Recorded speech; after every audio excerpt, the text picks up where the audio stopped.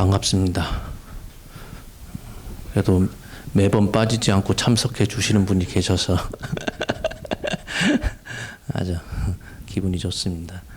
초반에 사실은 벌써 올해가 3년째가 됐는데 초반에 하도 평일날이고 주말이고 사람들이 영탑사가 좋은 곳이긴 하지만은 몰라서 못 찾아오는 분들이 많이 계셔서 어떻게 하면은 사찰을 좀 홍보해 볼까 싶어서 얼굴 드러내는 거를 감수하고 유튜브를 했습니다. 1호 부패를. 근데 영상을 내보내니까 장단점이 있긴 하더라고요. 그러니까 현장에 못 오시는 분들이 이제 법문 듣게 돼서 좋은 점도 있긴 하지만 또 한편으로는 현장에 안 가도 또 들을 수 있다라는 생각하에 이제 그 초반에 그래도 어느 정도 오셨던 분들이 이제 뜸해지는 그런 경우도 있었죠. 뭐 어찌 됐든 매주 빼먹지 않고 하려고 노력 중인데 언제까지 이어질지 모르겠습니다. 하는 데까지 계속 해보죠. 지난 시간에 12연기를 이제 아주 수박 겉핥기시 아주 그 짧게 간편하게 그냥 설명을 했습니다. 돌이켜 보면 우리 인생이라고 하는 것이 12연기법으로 나누어 봤을 때 시간적으로는 과거, 현재, 미래라고 간단하게 얘기하지만 우리가 받은 이번 생에서의 이 몸은 과거의 나의 행위에 의해서 받은 결과물, 과죠. 과보이면서도 이 몸뚱아리로 내가 삶을 어떻게 행동하느냐에 따라서 어떻게 사느냐에 따라서 다음 생을 결정짓게 되는 씨앗이기도 하죠. 그래서 지금 이 삶을 사는 것이 결과이면서도 하나의 씨앗 겹쳐 있다 해서 삼세 양중인과라는 그런 그 학문적으로 그렇게 불리운다고도 했어요. 금강경명 현이라고 하는 책에 보면 이 12연기를 호겁고 윤회삼도라고 하는데 호겁고 윤회삼도에 이렇게 배대를 해놨어요. 이렇게 배대를 해놨는데 12연기니까 12가지를 혹, 없고 3개에 배대하다 보니까 옛날 분들은 똑똑했던 것 같아요. 그냥 무턱대고 외우면 힘드니까 그걸 개송으로 만들어서 외웠어요. 그걸 잡염송이라고 하는데 그 개송이 번뇌 초팔구. 번뇌는 12연기 가운데 초팔구. 첫 번째 뭐였죠? 무명. 팔구. 그 애와 취가 이 번뇌 혹에 해당이 되고 업, 이, 급여삼. 업은 두 번째와 10번째. 그게 이제 업이라고 하는 것은 그렇게 살아오는 거니까 그래서 두 번째가 유였죠. 무명, 그 행이었죠. 행이고 그 다음에 10번째가 유예요. 유. 이런 몸 받아서 그냥 삶을 이렇게 영위하는 것을 유라고 했습니다. 있을 유자. 그러니까 업이 급여삼. 업은 두 번째와 10번째에 해당되고 여칠. 나머지 일곱은 고다. 결과물이다. 그렇게 얘기했습니다. 그래서 마지막 개송이 삼섭 12지 이 3가지 혹, 업, 고가 12가지를 다 섭렵한다. 그러니까 12가지 12연기가 혹, 업, 고 3개에 다 배대가 된다라고 그 금강경명 현의에서 얘기를 했죠. 이 혹, 업, 고를 왜 윤회삼도라고 얘기하느냐. 순환처럼 계속 그 한 가지 고리를 끊지 못하면 계속 순환하기 때문에 그래요. 무슨 얘기냐면은 어리석다고 하는 것은 말 그대로 그 혹이라고 하는 것은 번뇌라고 하는 것은 전에도 잠깐 설명했지만은 탐진치 삼독을 얘기했었거든요. 기준선을 그 지키지 못하고서 좋아하는 것에서 끝나지 않고 그거를 탐욕스럽게 그 선을 넘겨서 이렇게 취하려고 하는 것, 내 거로 만들려고 하는 것이 다 어리석임이라고 그랬어요. 사람을 미워할 수는 있는데 미워하는 것에서 끝나지 않고 원망을 품고 그 다음에 나조차도 희생을 시켜서 다른 사람들한테 괴로움을 주려고 하는 것, 그것을 어리석임이라고 했죠. 그래서 탐진치 삼독이 혹업고 가운데 혹에 해당되는 거죠. 그 다음에 그렇게 어리석기 때문에 결과적으로 어리석은 행동을 하고 어리석은 말을 쓰고 어리석은 생각을 하게 되죠. 업을 짓는다는 얘기죠. 업을 짓게 되고 업을 지으니 결국은 그 결과로 고통. 그러니까 이런 생명 있는 몸뚱아리로 태어난 것 자체를 부처님은 고통으로 봤어요. 왜냐? 생명을 받는 그 순간부터 죽을 때까지 이제 생존의 문제니까 생존의 문제이기 때문에 이제 고통으로 봤죠. 고통스럽게 살다 보니 결국은 사람이 그 힘들면 공부할 생각이 잘 안 나죠. 누구는 그래요. 선방 스님들을 이제 독려하기 위해서 하는 얘기가 줄이고 배고프고 좀 힘들어야 발심을 해가지고 공부한다 했는데 일반 중생들은 그렇지가 않거든요. 왜냐하면은 우리가 인과응보를 얘기를 할 때 절에 와서 기도하는 것이 기복불교다라고 이렇게 폄하하는 사람들 많다고 그랬죠. 복을 달라고 해서 기복이 아니라 복지을 기회를 달라라는 뜻에서 기도를 하는 거예요. 그러니까 인과응보라는 게 딴 게 아니라 내가 뿌린 대로 걷어지기 때문에 어떤 씨앗을 뿌리려고 하면 결국은 뿌릴 기회가 있어야 되잖아요.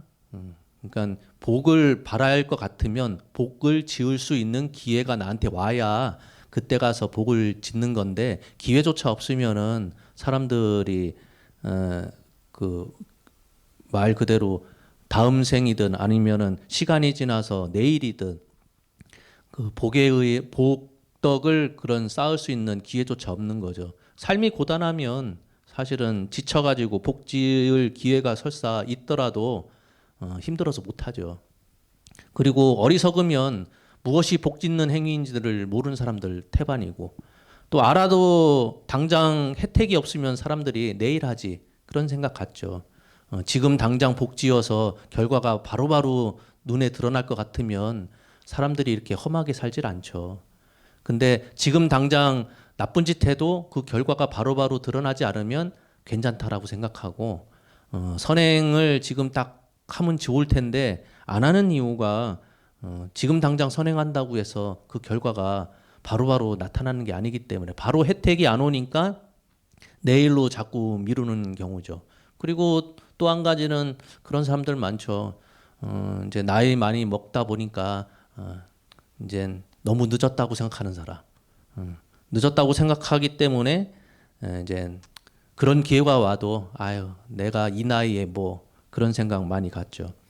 그 사람들이 이제 그런 고정적인 생각을 많이 갖고 있는데 그런 우리 뭐 그 우리나라 사람들의 특징인가 아니면 인간이면 누구나 다 갖고 있는 건지는 모르겠으나 그런 거 있잖아요. 99가지 싸가지 없는 행동 하다가 한 가지 올바른 행동하면 뭐라고 얘기합니까? 애가 그래도 알고 보면 착해.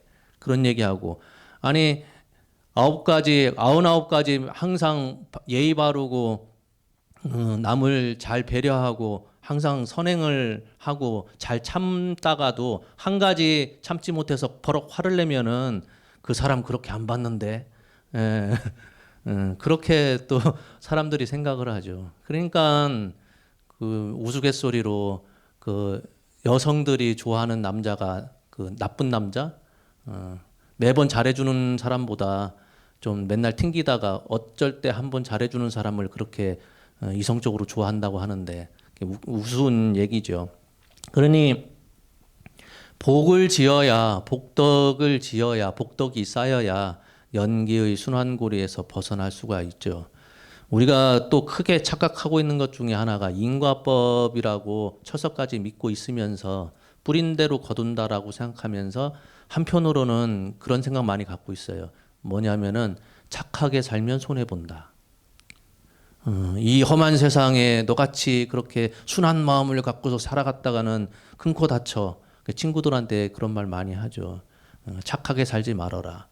다 손해 보지 않느냐. 세상사 보면 그 백이와 숙제 얘기도 있잖아요. 그 무왕이 은나라를 멸망시켰을 때 백이와 숙제가 수양산인가요? 거기 숨어 들어가지고 나오질 않았죠. 그러니까 무왕이 그 백이와 숙제가 훌륭한 사람인 줄 아니까 자기가 나라를 찬탈했지만은 훌륭한 사람인 줄 알고 초빙을 하죠. 나의 신하로 들어와서 이 나라를 같이 다스려줬으면 좋겠다 할 때 베개와 숙제는 산속에 들어가서 안 나오니까 그 무왕이 화가 나서 불 지르면 나올 줄 알았는데 그냥 타 죽었잖아요.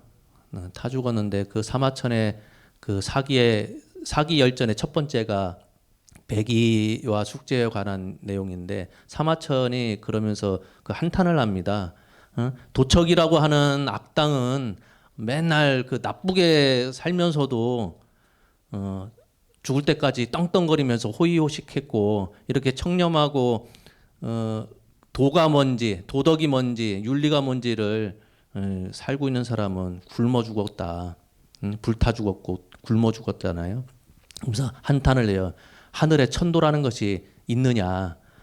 하늘에 그 천도라는 것이 있을 것 같으면 이렇게 청렴한 사람은 행복한 삶, 명예를 회복할 수 있는 그런 삶을 살아야 될 텐데 그렇지도 않고 도척이라는 악당은 그렇게 못된 짓을 평생 해왔는데 평생 떵떵거리면서 만수를 누리는 거 보니 하늘에는 천도가 없는 것 같다라고 얘기하는데 그렇지는 않죠. 우리가 크게 착각하는 것이 착하게 살면 손해본다. 이거를 착하게 살기 때문에 손해본다라고 사람들이 착각하는데 그게 아니에요. 손해보는 것은 착하게 살았기 때문에 손해보는 것이 아니라 지난날에 내가 잘못된 행동을 과거에 그런 악업을 지었기 때문에 그 결과로 지금 현재의 손해를 보는 것이고 지금 내가 착하게 사는 것은 다음 생이든 미래 어느 때든 좋은 결과, 행복한 결과를 받기 위해서 공덕을 쌓기 위해서 착하게 사는 거지 착하게 사는 것과 손해 보는 것은 별개의 문제거든요. 근데 그거를 사람들은 착각을 해서 네가 너무 순진하게 착하게 살기 때문에 손해 보는 거야. 그렇게 이제 착각하는 사람들이 많죠. 지금은 고인이 되신 그 동국대학교 경주 동국대학교 김성철 교수님이 한 강의에서 그런 말씀을 하셨어요.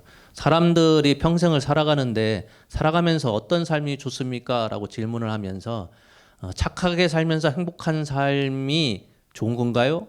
하니까 곰곰이 생각을 해보면 당연하죠. 내가 이 삶을 살면서 착하게 살면서도 행복해. 좋은 일만 있어. 그러면 참 좋을 것 같은데 김성철 교수님은 그렇지가 않다는 거예요. 착하게 살면서 행복한 삶은 하루하루 그냥 벌어먹고 사는 사람과 똑같대요. 그 이유가 뭐냐? 착하게 사는 건 참 좋은 건데 좋은 씨앗을 심는 건데 그것을 온전히 지금 다 행복하게 누리는 것은 있는 공도 까먹고 사는 거라는 거예요. 그래서 학생들이 질문을 하죠. 그러면 어떤 삶이 좋은 삶입니까? 했더니 그 김성철 교수님이 하시는 말씀이 착하게 살면서 조금 손해보는 삶, 불편한 삶을 사는 것이 가장 훌륭한 삶이래요. 그 이유가 착하게 지금 살면서 다음 생에 좋은 씨앗을 심고 그러면서도 조금 손해보면서 남들보다 손해보면서 그동안에 지었던 나의 악업을 조금이라도 씻어내는 거. 그래서 인생은 착하게 살면서 조금 손해보고 사는 것이 그 교수님의 이야기로는 가장 훌륭한 삶이라는 거죠. 우리가 항상 즐겁고 행복한 것만 있으면은 힘들 때를 생각 못 하죠.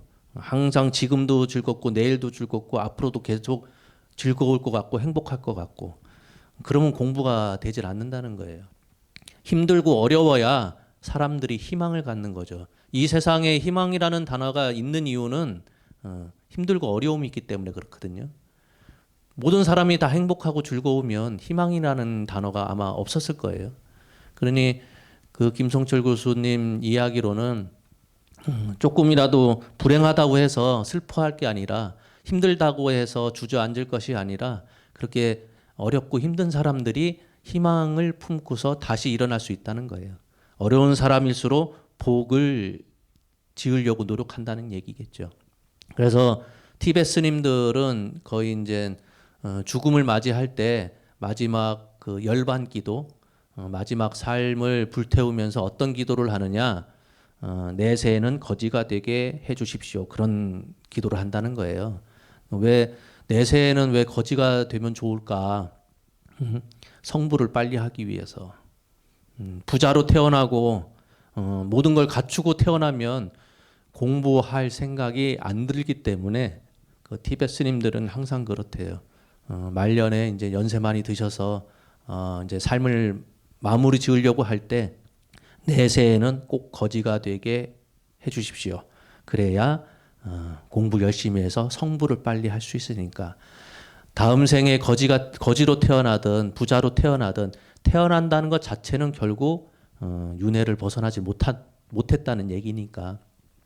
그러니 출가한 스님일수록 성불이 최종 목적이니까요. 그래서 거지로 태어나야 성불 빨리 하기 때문에 그렇다는 거예요. 그래서 우리가 항상 인과를 제대로 모르는 사람들이 자기 스스로를 많이 해치죠. 보면 사람들의 삶을 이렇게 곰곰이 보면 그 도덕적인 사람들이 혹 간혹 가다가 그 뭐라고 해야 되나? 그 이기적인 행동을 보이는 경우가 많죠. 뭐 그런 거 있잖아요. 그 겉으로 드러났을 때는 그 기부도 많이 하고 봉사도 많이 하는데 그런 사람일수록 남들이 안 보는 가운데에서 이렇게 엉뚱한 일을 벌이는 사람들. 그러니까 사소한 건데 사소한 잘못을 자기 합리화 해가지고 나는 그래도 사람들한테 많은 도움도 주고 봉사도 많이 하니까 이 정도는 괜찮아, 이 정도는 해도 돼라는 사람들이 많죠. 왜 그런 일들이 벌어질까? 도덕적인 행동을 겉으로 보이면서 왜 심적으로 마음 한 구석에는 이기적인 생각이 왜 들까? 그걸 곰곰이 살펴보면 그런 거 있죠. 착한 마음과 악한 마음이 동시에 일어나진 않거든요. 무슨 얘기냐면은 내가 지금 선한 마음을 품었는데 선한 마음을 품는 그 순간에 악한 마음을 동시에 품진 않죠. 오늘 착한 일 하려고 마음 먹고 착한 생각 하려고 마음 먹었다가 시간이 좀 지나서 다 내팽겨치고 좀 편하게 살아볼까? 그런 나쁜 생각이 들지언정 착한 마음과 악한 마음이 이 순간에 동시에 나지는 않죠. 근데 결과적으로는 동시에 나는 경우가 있어요. 무슨 얘기냐? 예를 하나 들면 그런 거 있죠. 제가 그 법문에 가끔 가다가 그 예를 드는 게 아픈 내 자식한테 그 약 사다 주면서 내가 착한 일 했다라고 생각하는 사람 없죠. 없는데 무의식 속에는 본전 생각이 나죠.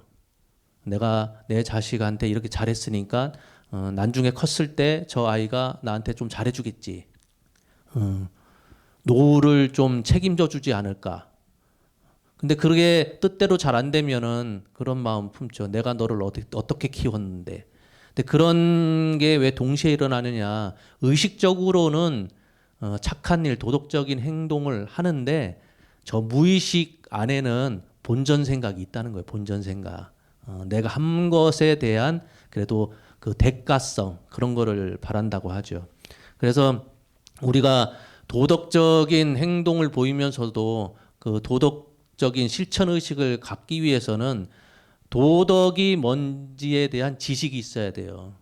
그냥 글자적으로 윤리 도덕이 어떤 거다라는 것이 아니라 도덕이 무엇인지 그런 지식이 있어야 되고 지식이 있은 이후에 도덕적인 사고 판단이 있어야 돼요. 사고 능력이 있어야 그 다음에 도덕적인 실천 의지가 있는 거죠. 그러니 왜 사람들이 저 사람은 참 누가 봐도 착한 사람인 것처럼 보이고 도덕적인 행동을 하는 것처럼 보이는데 그 이면에는 그 사람도 모르게 이 정도는 그냥 나 정도는 해도 돼.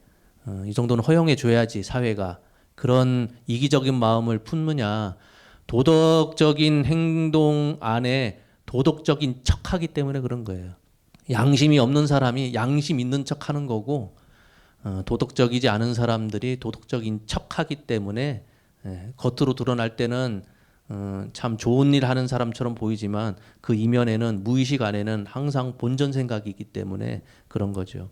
그래서 그 명심보감에도 그런 말이 있고 그 금강경에도 야보 스님이 명심보감 얘기를 그 하나 쓴 게 있어요. 그 뭐냐면은 심불부인 면무 참색. 그게 무슨 얘기냐면은 마음에 사람들을 등지려고 하는 생각이 없으면, 그러니까 내가 나의 마음 안에서 다른 타인에 대한 저버리려고 하는 마음만 없으면 얼굴에 부끄러운 빛이 없다 그랬어요.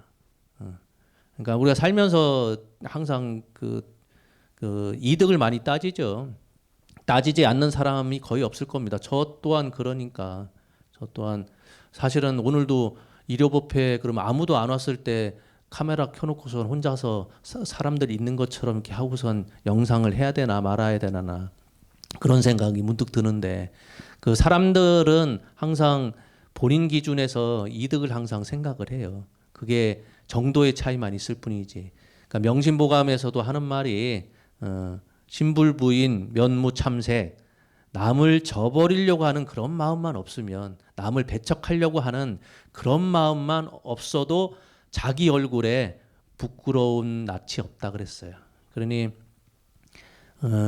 양심을 다 저버리고 그 사람들을 막대하는 사람이 아닐 것 같으면 적어도 자기 안에 양심이라고 하는 것이 조금이라도 있는 사람일 것 같으면 얼굴에 부끄러운 빛이 있는지 없는지만 보면 돼요.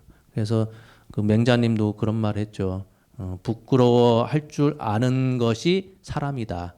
짐승은 부끄러움을 모른대요. 짐승은 부끄러움을 모르고 그나마 부끄러워할 줄 알아야 그것을 사람이라고 얘기했거든요. 짐승이 되지 않기 위해서 부끄러워할 줄 알아야 되는데, 그러려면